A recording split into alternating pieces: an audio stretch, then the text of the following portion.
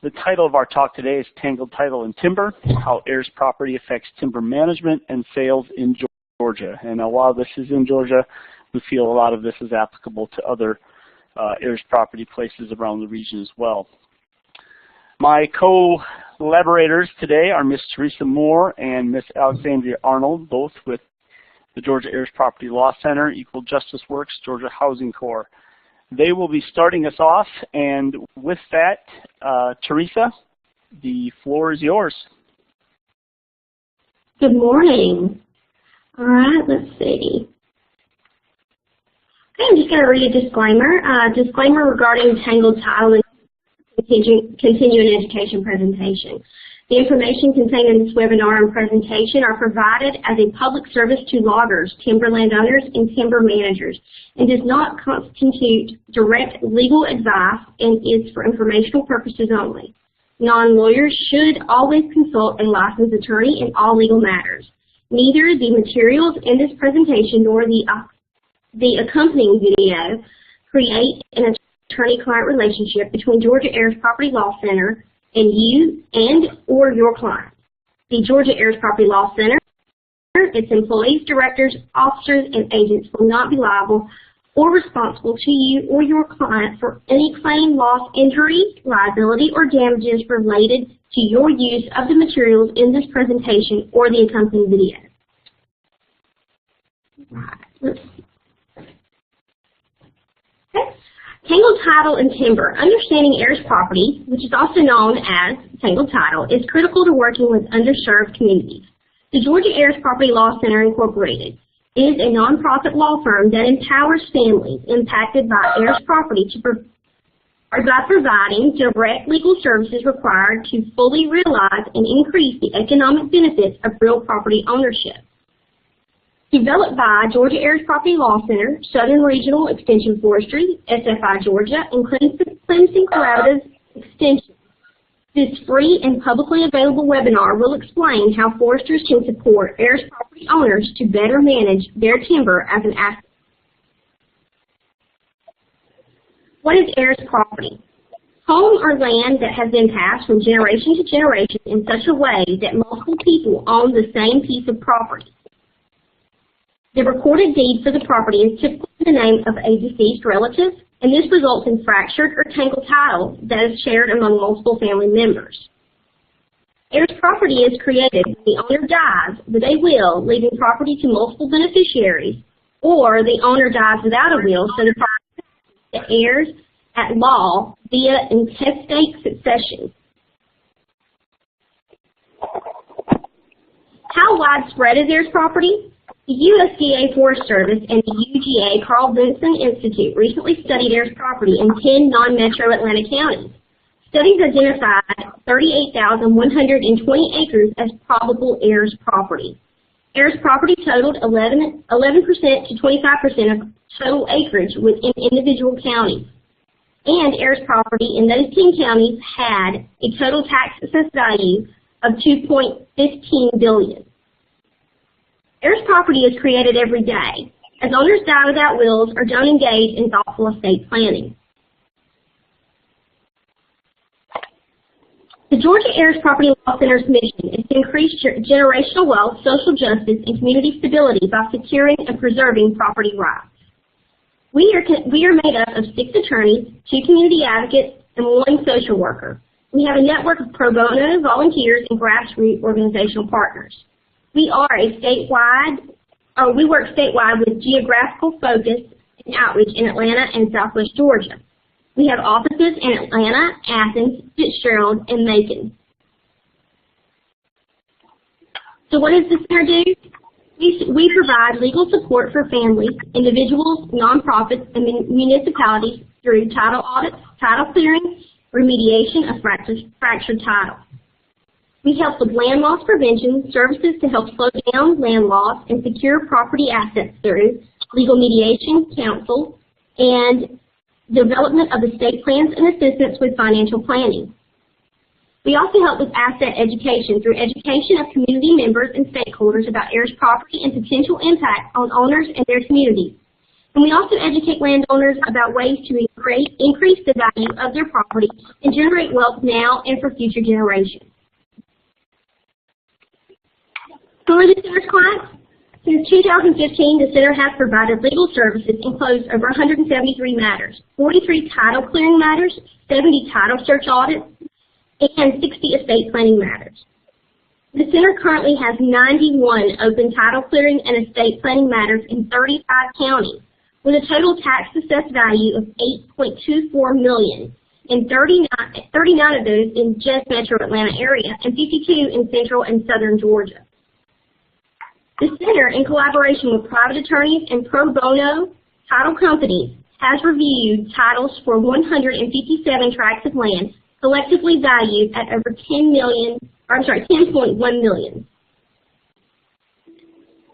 So who are the center's clients? The center received 62 inquiries from individuals seeking assistance this past quarter. The center's average client is 64 years old and has an annual household income of $24,230. The center, solely or in collaboration with nonprofit and governmental partners, has completed 167 community outreach programs, trainings, stakeholder meetings in 35 counties, and trained approximately 5,580 individuals. Our roadmap for today will be title to property and heirs property, the role of the forestry professional, resolution of heirs property issues, preventing heirs property through estate planning, and then we'll wrap up with some questions that you guys will type in the chat for Dave. Title to real property and heirs property. What does title mean? Title is the means or right by which someone owns or possesses property. Title is passed through a deed or other instrument conveying the title. Marketable title is the title that is free from reasonable doubt, evidences actual ownership, and ensures the property can be sold to a reasonable purchaser or mortgaged to a person or of reasonable prudence.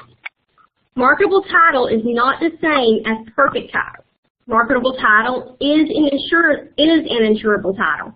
Without marketable title, you typically cannot sell the property, use the property as a security loan, or security for a loan, or participate in many government programs. Ways to title real property. Sole ownership. One person owns the entire property in fee simple. Tenants in common.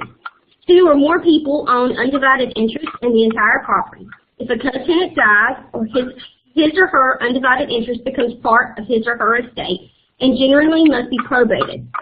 Default form of joint ownership in Georgia is tenants in common.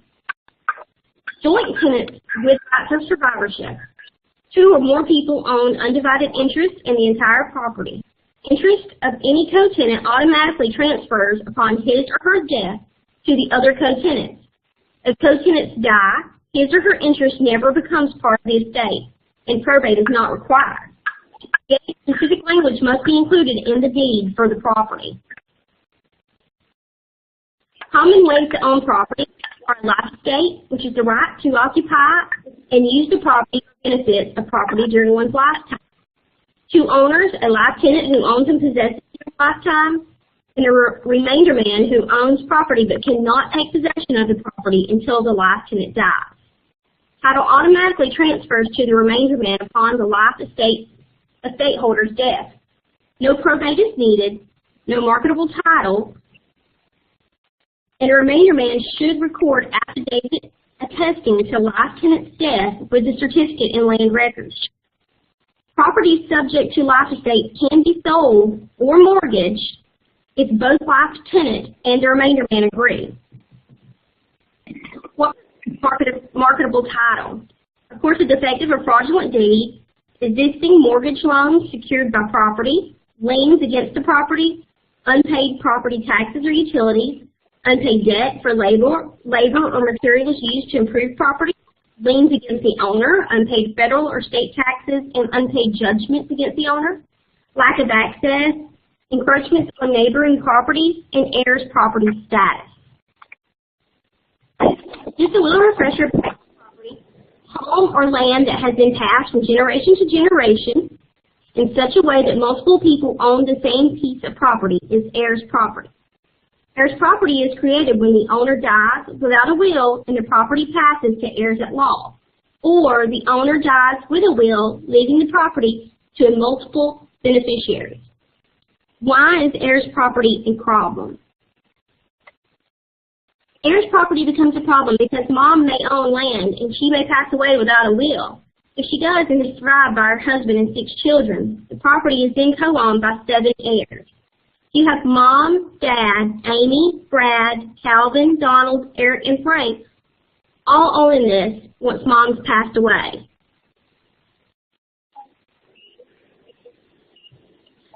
In this example, Mom is survived by her husband and 4 of their children. The 2 other children and their spouses died before Mom and did not have wills. But each of Mom's deceased children were survived by 3 children.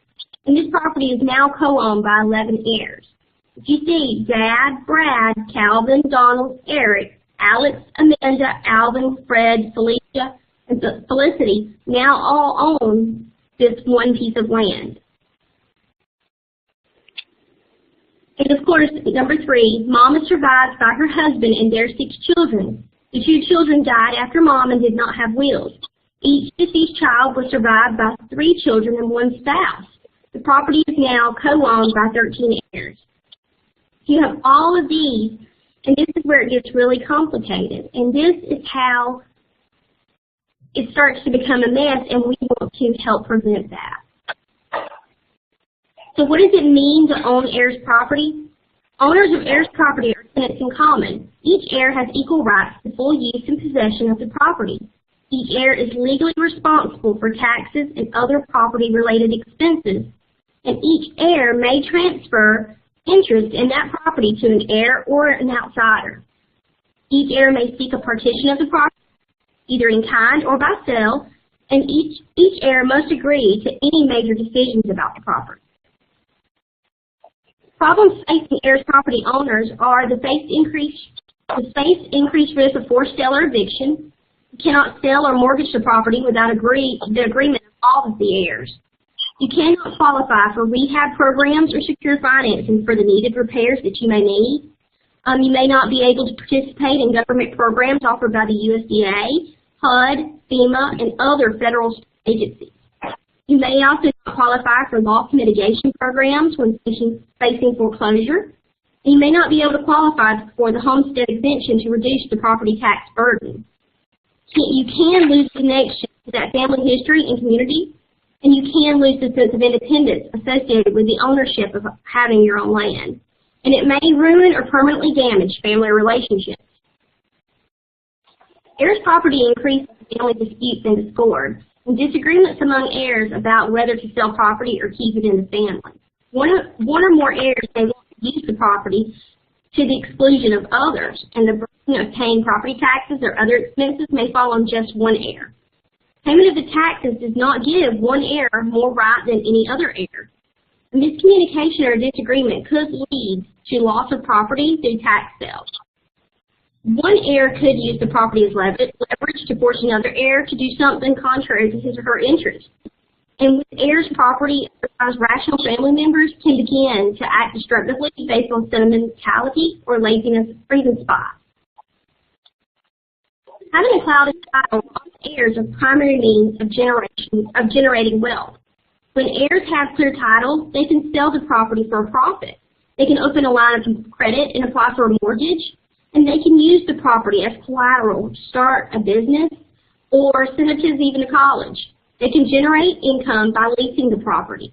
They can generate income by farming or selling the natural resources on the property. And they can pass that property on to their children. The role of a forestry professional to help you, the landowner, make the sound management decisions regarding your timberland and help maximize the value of your timber. Dave, is this for you to take over? I do believe so. So we talked a lot about what heirs property is, and coming at it, I come at it from a very different perspective. I come at it from the perspective of the forester. So what does a forestry professional do? And in speaking with some of my colleagues that weren't foresters, this isn't always clear. Our job as foresters is to help you, the landowner or the land manager, make sound management decisions regarding your timberland. This usually comes down to maximizing the value of the timber. It could be maximizing the value of timber. It could be maximizing the number of loads of logs you get off there. But we also help manage for wildlife, natural resources, recreation.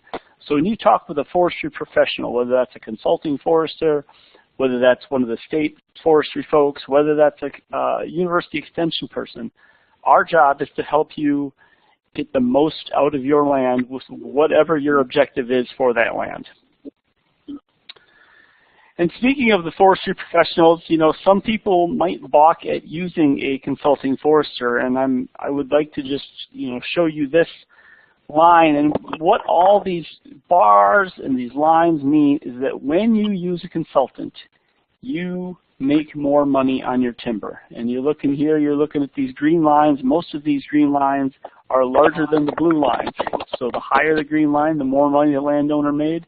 The lower the blue line, the less they made. In all cases, these green lines show that using a consultant is very financially worth it. And yes, you pay a consultant a small fee. It's generally a few percent of the total sale. But what that consultant does is they know the value of the product you have on the land.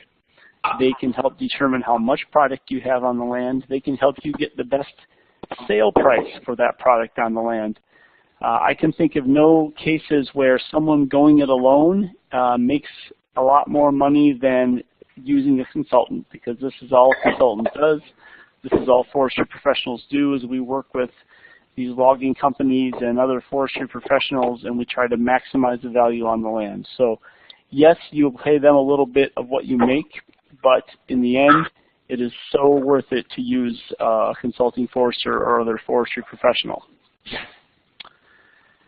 So again, our job as a forestry professional is to help make good management decisions, and this is everything from start to finish. This could be, what's the best way to prepare my site? What are my soils like? What are the best methods going to be? What are the best things I should plant on here? There are some soils in the southeastern region, especially in Georgia and South Carolina, and closer to the Gulf. Those deep sandy soils are very, very good for longleaf pine, and they're not so good for loblolly pine a lot of times. So even though loblolly pine is sort of the default tree that gets planted all over everywhere, there are situations where a longleaf is going to be a lot better, and a professional forester can help you figure out what is going to grow best and do best on your land. Should we fertilize? Intuitively speaking, you would think that if you put more nutrients on there, the tree is going to automatically grow bigger, but that doesn't always happen. There's a lot of factors in there as far as the type of tree, the land. Some of it's going to depend on how much rain we get in drought, and we just don't know that type of thing. So sometimes you don't want to jump the gun. You want to do things in a more orderly fashion and let the forestry professional help you figure out when the best timing is for some of this stuff. Competition control is probably the #1 thing that reduces the health and productivity of forest land in the southeastern U.S. This is everything from non-woody things, grasses and forbs and sedges and stuff when the trees are small, to the woody shrubs like privet or honeysuckle as things get larger, to some of these non-native woody trees and native trees like you've got Chinese tallow tree, you've got sweet gum trees. Everything in that land, if you have your forest land where you're trying to grow a product on there, everything that's not a crop tree is taking away water and it's taking away nutrients from the trees that you want to get bigger so that you can eventually sell them. So controlling those is of great, great, great importance. And there's a lot of ways to control things, you probably know. There's all sorts of herbicides that are very effective if used properly and if used in the right way, in the right situation. And we don't expect all landowners and land managers to know the ins and outs of, imazapyr versus glyphosate, but forestry professionals should know that stuff. So that's why we talk to them and say, hey, what is the best chemical going to be, or what is the best treatment going to be to get rid of all this woody competition on my land. Likewise, there's all sorts of mechanical things you can do. You can take a mulcher in there. You can physically cut things down. You can do some things where you just physically remove whatever is in the way and taking over some of your land, and that will help as well. And then there's prescribed fire, which is one of the better management tools we have. Now, when we're talking about prescribed fire, we're not talking about something you see on 6 o'clock evening news with airplanes flying overhead, dumping out thousands of gallons of flame retardant or water to try to suppress this thing. We're talking about a low and slow burning fire that creeps along the ground. It burns up a lot of the duff. It burns up a lot of those little plants, and it might not even burn up the woody competition you have in there, but it will get just hot enough to kill that stuff, because it'll burn the outer bark and it will kill the conductive tissue of that tree. So it'll sort of leave everything clean underneath there. It's also going to help recycle nutrients, and it's doing all of that. You're going to help increase the growth of the trees you still have on that stand, and it's going to help in general just with better productivity. And then finally, we have thinning. Thinning is just a process by where we go through and we reduce the amount of trees on a piece of land. You can thin by, if you have pines planted in rows, you can thin as easily as taking every third or fourth row of trees out. You can go in there and selectively thin, where you select the actual trees that get taken and only take those. Thinning is extremely important because not only does it give the remaining trees access to more water and more nutrients so they can get bigger, but it helps with a lot of our insect problems. The southern pine beetle is probably our number one forest pine pest we have in the southeastern U.S., and we've got lots and lots and lots of data that show if you thin your stands when they should be thinned, they're going to be very resistant to southern pine beetle. Sometimes people don't want to thin because maybe the markets are down, or they're waiting to try and make a little more money on it. But I would just like to state that the trees are going to keep growing regardless of whether you think it's time to thin or not. And forests need to be thinned when they get too thick, regardless of market. So all of these things are what forestry professionals can help you do. They can help you figure out how to do it and when to do it. How do we maximize the value of our timber? So it's not as simple as just cutting it down and selling it. There's different places that will buy, and there's different sales you can make. There's different operations that will purchase the timber.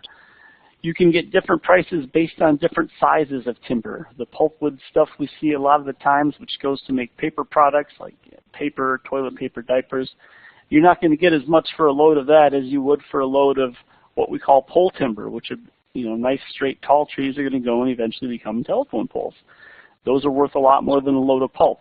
So what a forestry professional can do is help you get the best price for your timber, especially if you've got a stand that might have some pulp trees, some pole timber trees, some soft timber trees. They can help make sure the right trees go in the right pile, basically, and get on the right truck to get to the right place to get you the most money.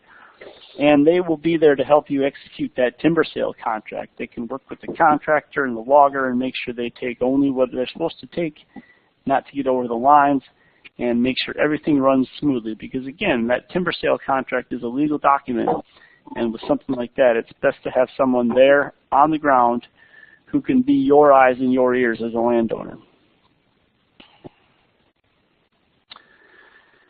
So some things we would like everyone to know about our job is we, the foresters, we only have the information given to us. So if we are given information that's faulty, or purposely or not purposely, the future decisions we make for your stand of forest are going to be based on that faulty knowledge. So when you're working with a forestry professional, you got to give them the most honest, truthful information you have, because that is how we are going to know what we can and should do to maximize the value of your stand. Okay, we can only have the information you give to us, and we can only have the stuff we see when we walk out there, and those things need to be, they need to jive and be in concert with each other if we're going to make the best most appropriate decisions for you to help you get the most value out of your land. We need to do a timber cruise to know the value of your product. Basically, a timber cruise is when foresters walk through your land and we measure all sorts of trees. And we don't measure every tree on your land, but we measure enough out there so we get a very good picture of what you have in your forest. And if you're selling it, we get a good picture of what the value is. This helps us. We figure out what tree species you have, how big are they, what's the quality of these trees. Do you have trees that are nice and tall and straight and perfect, or do you have trees with a lot of damage, a lot of knots and cankers? All those type of things can reduce the value. You're not going to get a really nice log for a lot of lumber if there's knots and damage and cankers all over that thing. So the best thing we can do is do a timber cruise that will give us information about what you have. If we don't do a timber cruise and we just go by what you tell us, we are making an educated guess. We are making an assumption, which I think most people know what happens when you assume. These things can be highly subjective, and you're probably not going to get the full value of your timber unless there is a good timber cruise. So it's a very important part of the whole process. Again, trees keep growing regardless of your ownership. So the tree doesn't particularly care who owns that chunk of land. It is just going to grow and grow and grow. When we talk about heirs property, sometimes you have some of these ownership issues that Teresa touched on earlier, where you might have people not agreeing on what to do with the land. From a forestry perspective and a forest health perspective, this can be fairly dangerous. If you have a stand that is at that age where it needs to be thinned, but none of the people that own it are in agreement on what to do, that stand is just going to keep growing and growing and growing. And as it keeps growing and getting thicker and thicker, it's going to have an increased likelihood of getting bark beetle outbreaks. There's going to be increased likelihood that the stand is just going to start self-thinning, doing it itself. This is basically where the stronger trees start outcompeting the weaker trees, and you have trees start getting bigger and overtopping some, and those young ones start to suffer, and they might actually die. So when you have these ownership issues, if they drag on, some of these silvicultural things need to be done at a certain time frame. So if you have something that drags on and things get left, that's when you start seeing damage in your stand and unhealthy stands in general, and all of that can lead to a loss of revenue and a loss of value in that timber stand. And then if there's not one sole owner decision maker, everyone's got to agree on everything. Okay, we talked about this a little earlier, but it's very important. Like I just mentioned, we need to have a consensus on what to do. So there's sort of two parts. You've got to have your forester that knows what's out there. He's done his cruise. He's got his background. He can make recommendations based on what's growing in the dirt, but then everyone else needs to come together and agree on what needs to be done moving forward to get the most and do the best with that chunk of land. And Alexandria, I will turn it to you. Okay, so now we're going to talk a bit about how to resolve heirs property issues. So title held by a single person requires that all heirs convey their interest in the property to one or two heirs. If the result would be multiple owners, be careful to avoid creating heirs property. Owners could be joint tenants with rights of survivorship or whole life estates. Heirs must be prepared to purchase other heirs' interests if they will not convey for free. In exchange for deed of gift, heirs can release past unpaid obligations for taxes, maintenance, and other property-related expenses. Title held by a single entity. Title can be held by a limited liability company. This will require that all heirs transfer their interest to the LLC which owns the property. Heirs become owners of the LLC with shares equivalent to prior ownership of property. Operating agreement creates rules for how decisions are made, rights and responsibilities of members, buyout provisions, circumstances in which property can be sold, and what happens to an heir's interest when he or she dies. Title held by trustee of family trust. All heirs can agree to donate their interest in the property to a family trust. Heirs then become beneficiaries of that trust. The legal title is held by the trustee, which manages the property for the benefit of the beneficiaries, also the heirs. Trust agreement controls how the trustee will manage the trust, how any income will be distributed, and what happens to an heir's interest as beneficiary of the trust when he or she dies.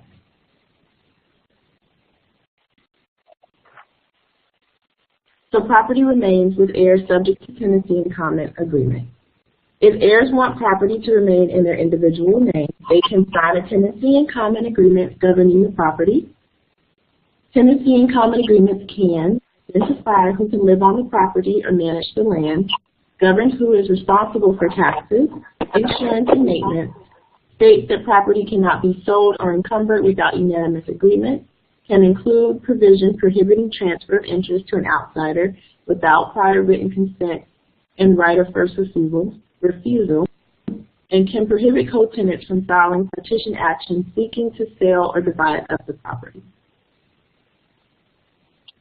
Property remains with heirs subject to limited power of attorney. So tenants in common can also appoint heirs to serve as attorney-in-fact to handle specific financial transactions on their behalf. Limited powers of attorney can give attorney-in-fact the power to buy, sell, or lease the property, give attorney-in-fact the right to enter into and or sign contracts on behalf of the co-tenants, give the attorney-in-fact the power to borrow or take out loans for the co-tenants, and allow the co-tenants to participate in government actions through attorney-in-fact. So preventing heirs property through estate planning. What is estate planning? An estate is all of the property and other possessions belonging to a deceased individual. Estate planning is the process of anticipating and planning what will happen to you and your property when you die or become incapacitated. How will you hold title to property when you are alive? Who will inherit your property after you die? Who will make your health care decisions for you if you are unable to make them for yourself? Who will manage your property if you become incapacitated? So who needs estate planning advice about heirs property? Everyone needs advice, even if they don't currently own real property or just have fractional interest in real property. Estate planning is especially vital for people who want to ensure that the value of a long-term crop, like timber, gets passed appropriately to their heirs. So how can estate planning prevent heirs property? So you can own property as joint tenants with right to survivorship. Prepare a last will and testament directing how property should be distributed upon your death. You can leave property to a single beneficiary, instruct the executor to sell property and divide proceeds between beneficiaries. Give family members options to purchase property. Instruct executor to divide property among beneficiaries. You can also place the property into a limited liability company or a trust. So these are just some additional resources that we have.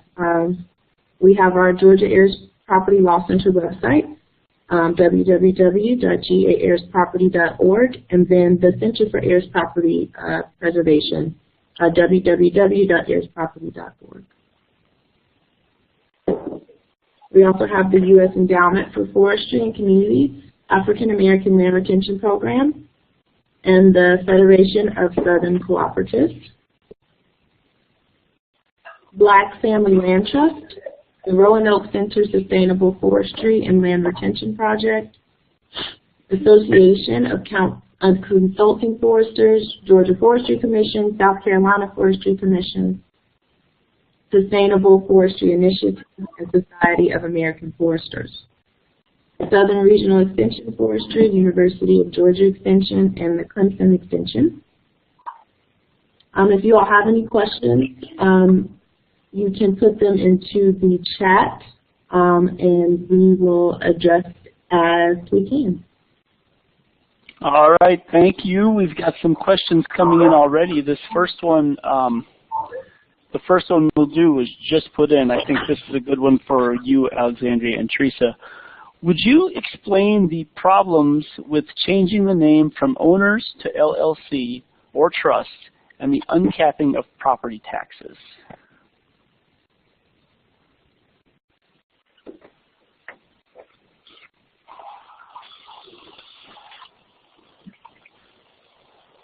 Teresa, Alexandria? As far as changing the names over from the owners to LLC, I guess it would depend on if it's heirs property. If it's heirs property, you have to get all of the heirs to agree to have the title consolidated and then moved over to an LLC or a trust. I'm unsure what they mean by uncapping of property taxes. Who was this here? This was Susan Metcalf. Could you type in what you mean by that? That would be great. In the meantime, let's go to another one here, Teresa or Alexandria. Could you say whether Georgia law is much like that of other eastern states as far as timberlands and heirs property?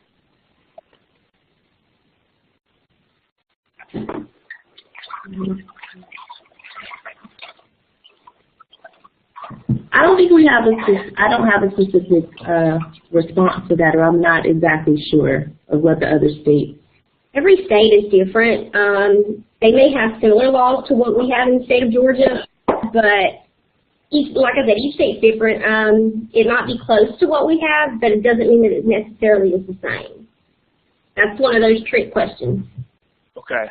So the moral of the story, though, is each state is going to be a bit different when it comes to that type of thing, and it's best to check with your individual state wherever you're working to get the actual information, yes?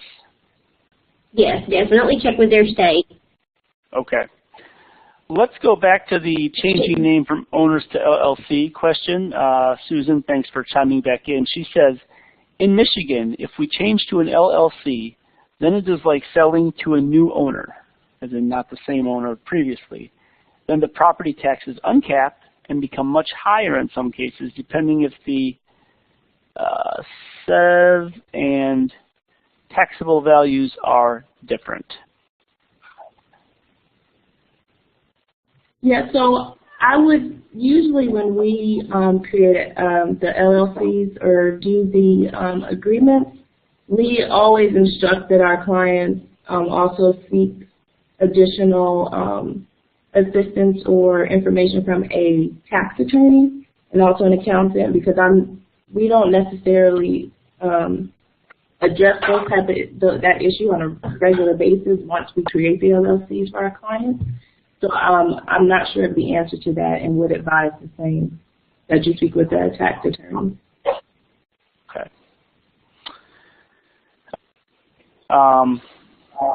They're popping up here. I'm trying to keep up, folks. All right. We have, let's see. Do you ever use tenancy in common agreements for heirs property? So I think we've talked about tenants in common being the default form of ownership in Georgia. And so it is not our first choice to do that, because our intent is to try and make it so that we don't create or continue to create heirs property. So if we could do a joint tenants with right to survivorship or just have one owner for the property, that is preferred. But if you have to have a tenant, you have to have tenants in common, I mean, it's fine, but that's not the preferred choice. And I'll be honest, I tell people all the time, the joint tenants in common is probably my favorite one with sole rights of survivorship, because it's like the Hunger Games. The last man standing gets it. That's what I tell everybody. So. Yeah, and this Mavis chimed in and said, to clarify, she's talking about a contractual agreement, tenancy in common contractual agreement. All right, and Skipper just chimed back in, going back to Susan's question about the changing name. She said, Georgia law does not uncap taxes when there's a transfer, just for the record there.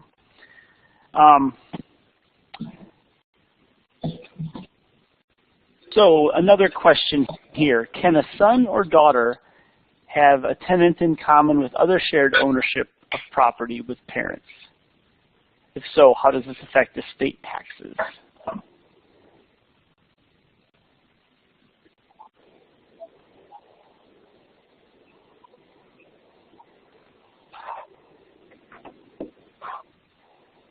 Yeah, so I'm assuming from our example, I think you mean can a son, does a son or can a son or daughter own with a parent? And in Georgia, yes.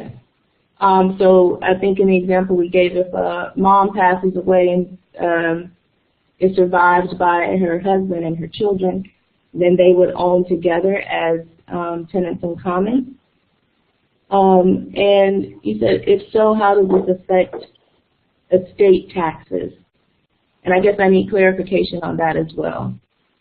All right, sorry, go ahead. I would say with the estate taxes that everyone is responsible for them that is, listed as a tenant in common, if that's what they mean by that. Okay, this is Alan Gallimore. If you're satisfied with your answer, that's great. If you have more questions, go ahead and put anything else in that chat box, okay? Thanks, Alan. So one other question, is there a copy of the presentation we can download? Yes, there most certainly is, and right now I'm having issues having it publicly available on the Tangled Title and Timber webinar page. I will try to get that up later today. If you want it immediately, go ahead and email me and I will shoot it over to you. We can certainly do that. A couple more questions here. Again, Alexandria and Teresa, these are for you. In North Carolina, when property deeds change, you typically have 60 days to reapply for present use value in North Carolina. Is this similar to Georgia as well? Do you have that much time when property deeds change?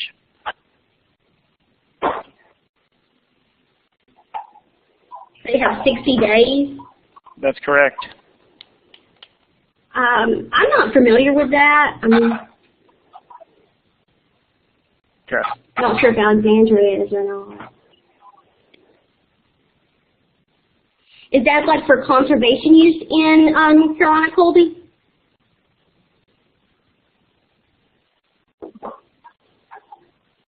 We'll wait for Colby to reply here. Oh, Skipper believes that was in reference to uncapping taxes in Michigan. That could be. Sorry, I got tripped up there. Okay. So here's a question that I can probably answer, and maybe some other folks on here. Has anyone heard about the Wild Horse Fire Brigade that would use horses to clear brush to help lessen wildfire danger? I have heard about this. This is basically using wild horses and their feeding and grazing activities to clear away brush that sort of acts as it lessens wildfires and it just gets rid of things that would burn down there. To my knowledge, it's sort of one of the things they use over in New Zealand. I think there has been some talk about using it here in the States, and by using it, I basically mean just not capturing and locking up the wild horses. We have some herds of them that kind of roam out west. The thinking there is if you just let those horses roam free, their grazing will eat and consume a lot of stuff that would normally burn, and by having them roaming free, they're sort of your free natural fire suppressors.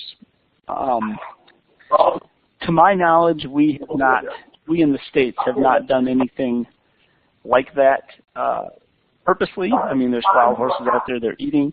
I think it's something that people have looked into, but I'm not sure that we can do a whole lot there. We'll just have to see. Now, I have a question for Teresa and Alexandria. From a logger perspective, what should loggers do if we discover mid-harvest we're on Heirs property? So let's I'm sorry, you broke up, and there's actually a lot of feedback. I'm sorry, Dave. I'm sorry. Can you hear me better now? Yeah. Okay.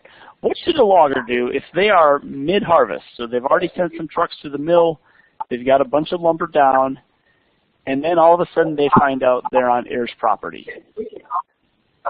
My questions are, from their perspective, what do you do what happens to the stuff that's already been cut and shipped, and what happens with all the expenses they've already what they've already spent to get to that point?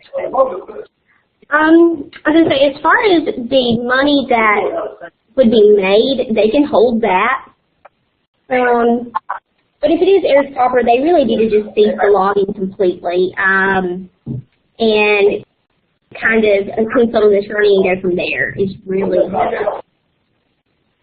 okay. So a logger, so if they find out, they don't have to like bring anything back, right? They're not going to get penalized. Is that accurate? The first portion was talking about. Everyone needs to mute out there. There you go. So yeah, the question is, they're not going to get penalized, but they just need to stop what they're doing, correct?